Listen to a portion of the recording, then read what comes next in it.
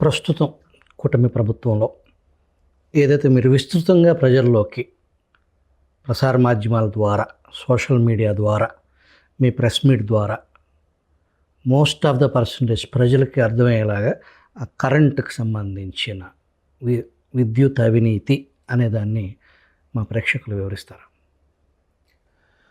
Okay, విద్యుత్ అవినీతి అనేది చాలా పెద్ద సబ్జెక్టు.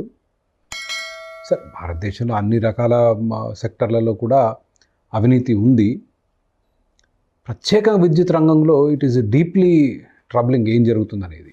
ఈ సోలార్ విద్యుత్ కాంట్రాక్ట్లలో కానివ్వండి, విండ్లో కానివ్వండి, భారతదేశంలో విద్యుత్ వినియోగం విపరీతంగా పెరుగుతుంది. దాని మూలంగా డిమాండ్ పెరిగి ఉత్పత్తి పెరగాల్సిన అవసరం వచ్చింది. ప్రభుత్వాలు విచ్చలవిడిగా వాడేసుకుంటున్నాయి దీన్ని. ప్రైవేటీకరణ అని నేను చెప్పేది ఎందుకంటే, మీరు ప్రభుత్వం చేతిలో ఏది పెట్టినా, ఏ చిన్న అవకాశం ఉన్నా దోపిడీ. ప్రత్యేకంగా విద్యుత్ రంగంలో మనం చూస్తున్నాం. సరే, లిక్కర్లో కనిపిస్తుంది. మీరు ఏ రంగంలో ఏలుబట్టండి, అసలు అవినీతి లేకుండా ఉండదు. కాబట్టి నేను అనేది, నా ప్రధానమైన సిద్ధాంతం ప్రభుత్వ భూమిక సమాజంలో చాలా తక్కువగా ఉండాలి అని చెప్పేది. ఎందుకంటే ఇందుకే, ఇదే ఉదాహరణ. వాళ్ళకి ఏ మాత్రం కొంచెం సంధించినా దోచుకోవటం మొదలవుతుంది.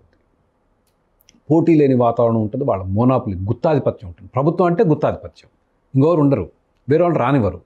ఆ గుత్తాధిపత్యాన్ని అడ్డు పెట్టుకొని దోచుకుంటారు. పేరుకే ప్రైవేటీకరణ ఇవన్నీ మాట్లాడతారు, కానీ మళ్ళీ ప్రైవేటీకరణ కూడా దోపిడీకే వాడుకుంటారు. దోపిడీ కూడా త్రూ రూటింగ్ అదే మళ్ళీ అక్కడికే వచ్చింది. నేను చిన్న అంశాన్నే ఎంచుకోవటం జరిగింది. ఇంకా చాలా సంవత్సరాలుగా మనం వింటున్నాం, పేపర్లలో వస్తుంది అవినీతి అని. విద్యుత్ వ్యవసాయ ట్రాన్స్ఫార్మర్లు అని ఒక చిన్న అంశాన్ని ఎంచుకొని దాంట్లో ఎటువంటి అవినీతి జరుగుతుందని కొంత లోతుగా పరిశోధన చేసి అది బయట పెట్టాను. But the actual scam could be much bigger. Conductor అంటే మన వైర్లు, పోల్సు, స్మార్ట్ మీటర్ మీరు విన్నారుగా. స్మార్ట్ మీటర్లో అసలు మామూలు అరాచకం దోపిడీ కాదు. అరాచకం అంటే అరాచకం చేస్తున్నారు. సౌర విద్యుత్ కాంట్రాక్ట్ మీరు విన్నారుగా. సెకీ, అదాని, అది 1,00,000 కోట్ల స్కామ్ అన్నారు. జగన్మోహన్ రెడ్డి గారు 1,750 కోట్ల లంచం తీసుకున్నారని అమెరికా, ఏ సంబంధం అమెరికా వాడికి జగన్మోహన్ రెడ్డి గారి మీద కోపమా? 1,750 కోట్ల రూపాయలు జగన్మోహన్ రెడ్డి గారు తీసుకున్నట్టు అమెరికాలో వాడు న్యూయార్క్లో ఉంటే రాశాడు. వేశారు కోర్టులో కేసు ఆధారాలతో. అంటే ఆధారాలు మనకు బయట పెట్టలేక, మా దగ్గర ఆధారాలు అనేది కోర్టులో వేశారు. ఎందుకంటే దే డోంట్ రివీల్ ఇట్. ట్రయల్కి వచ్చినప్పుడు ఆధారాలు బయటకు వస్తాయి. అవి కాక మళ్ళీ ఇతర కాంట్రాక్ట్లు, అదొక సోలార్ విద్యుత్ కాంట్రాక్టు. ఇప్పుడు మొన్న యాక్సిస్ ఎనర్జీ అని ఒకటి చేశారు, ఇంకా చేస్తూనే ఉన్నారు. అది మళ్ళా 25 సంవత్సరాలండి. ఇప్పుడు మనకు ఒకప్పుడు 15-18 రూపాయలు యూనిట్ ఉండేది సోలార్ పవర్. ఈరోజు మీరు నమ్మరు, డే టైము ఆల్మోస్ట్ ₹1.50 కూడా దొరుకుతుంది. ఫ్రీ మార్కెట్లో, ఎక్స్చేంజ్లో 50 పైసలు కొనుక్కోవచ్చు. మన ప్రభుత్వాలు 25 సంవత్సరాలకు రాస్తున్నాయండి కాంట్రాక్ట్లు. అసలు రైతుల దగ్గర మీరు ఏదైనా ఉత్పత్తి చేయండి, మేము శుభ్రంగా కొని ఎప్పటికప్పుడు డబ్బులు ఇస్తాం అంటే అసలు ఎంతమంది రైతులు సంతోషిస్తారు? చాలా బీడు భూములు ఉన్నాయండి. అనంతపూర్లో కానివ్వండి, కడపలో కానివ్వండి, కర్నూలులో కానివ్వండి, మహబూబ్నగర్లో కానివ్వండి, నల్గొండలో, మా దగ్గర కూడా there is so much land that is empty that they can use. ఇవేవి చేయట్లేరు. బట్ విద్యుత్తులో ఆ ఒక్క అంశం ఎందుకు ఎంచుకున్నా అంటే, ఆధారాలు సేకరిద్దాం ఎట్లా జరుగుతుంది దాన్ని 5 అంచెల్లో. అది క్విక్లీ సమ్మరైజ్. 5 అంచెల్లో కరప్షన్ ఎట్లా చేస్తున్నారంటే, ప్రభుత్వం ఏదైనా పరికరాలు కొనేటప్పుడు, ఉదాహరణకు మీ కెమెరా ఉంది, మీరు కెమెరా కొనేటప్పుడు వారంటీ ఇస్తాడుగా. సరే, పేరెన్నికగన్న కంపెనీ అయితే వాడు వారంటీ ఆనర్ చేస్తాడు. సో ప్రభుత్వానికి నమ్మకం లేదు కాబట్టి ఒక ట్రాన్స్ఫార్మర్ ఉన్నప్పుడు 5 సంవత్సరాలు వారంటీ అడుగుతారు. 5 సంవత్సరాలు వారంటీ ఇస్తాడు. 2 ఏళ్ళ తర్వాత పాడైంది, వ్యాపారం దివాళా తీసి మూసుకొని వెళ్ళిపోతాడు.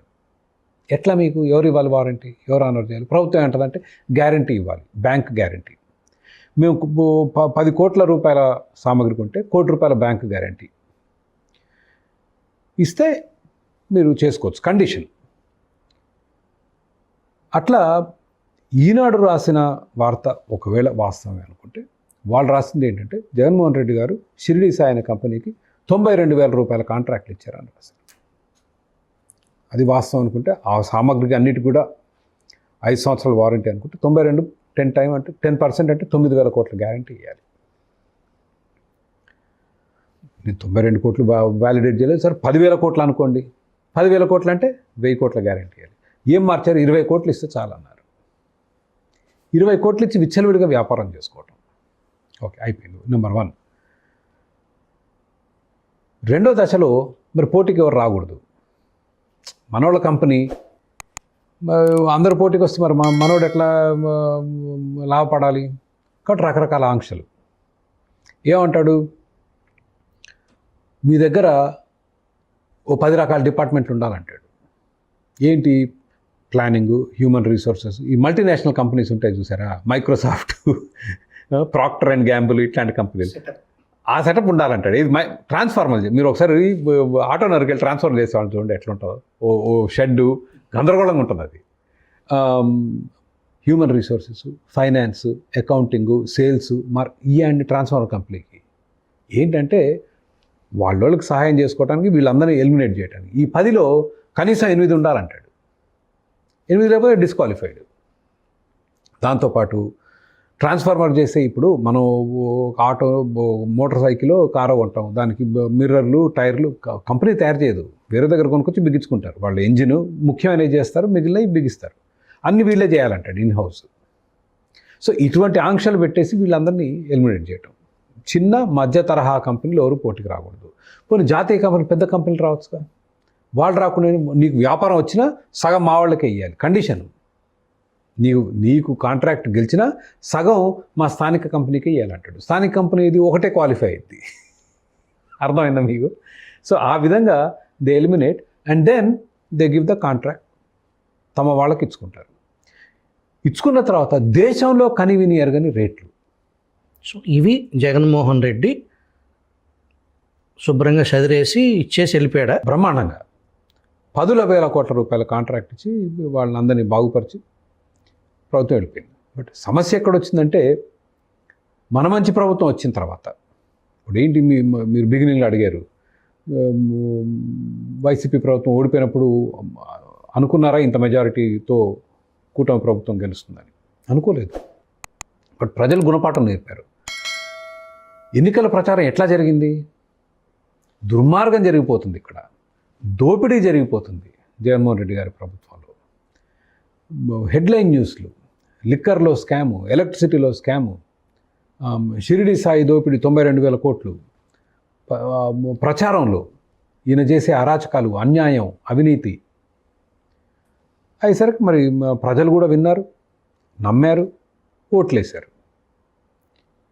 మన మంచి ప్రభుత్వం అధికారంలోకి వచ్చింది. మరి ఏమైనా మారిందా?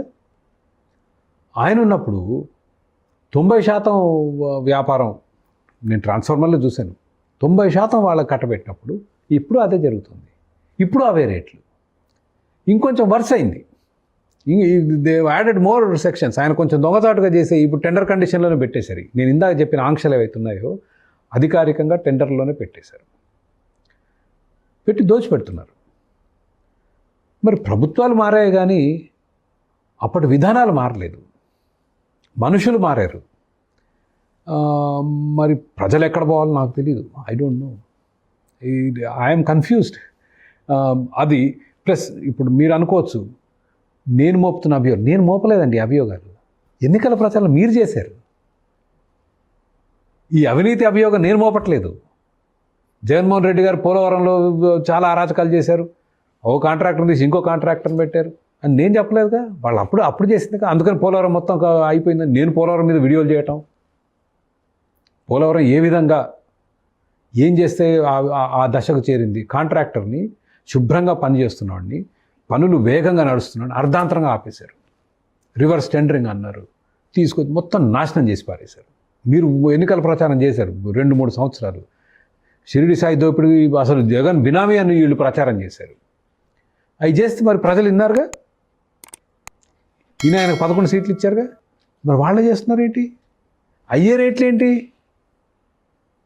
మరి ప్రభుత్వాన్ని ఎందుకు మార్చారు? It is deeply troubling.